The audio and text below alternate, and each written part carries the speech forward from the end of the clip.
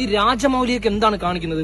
അദ്ദേഹം ഒരു ബാഹുബലി എടുത്തതിനു ശേഷം പിന്നെ എന്ത് തിരിച്ചുവരവാണ് നടത്തിയത്? അത് അദ്ദേഹത്തെ ബാധിക്കും. പ്രേക്ഷകർ എന്ന നിലയിൽ നമുക്കത് ഒരു വർഷം ഇറങ്ങുന്ന പണത്തിന്റെ കണക്കെടുത്തു കഴിഞ്ഞാൽ ഇറ്റ്സ് അൺലിമിറ്റഡ്. അത് മാത്രമല്ല എക്സ്ചേഞ്ച് ചെയ്യുന്നു. തേങ്ങയ്ക്കാണ് ഈ ഓപ്പൺ ഹേമറിന് അവാർഡ് കൊടുത്തത്.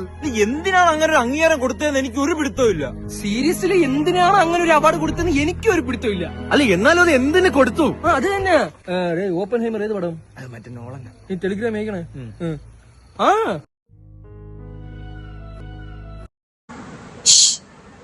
ഇങ്ങോട്ട് വന്നേ.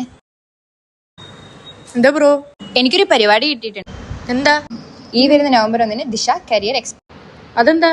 നമ്മളെ പോലുള്ള സ്റ്റുഡൻസിന് വേണ്ടി കരിയർ ചൂസ് ചെയ്യാനുള്ള ബെസ്റ്റ് ഓപ്ഷൻ ആണ്.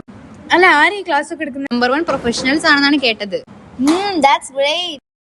ഈ വരുന്ന നവംബർ 1 ശനിയാഴ്ച mini Disha career expo 2025 Thrissur holy family convent സ്കൂളിൽ നടക്കുന്നു.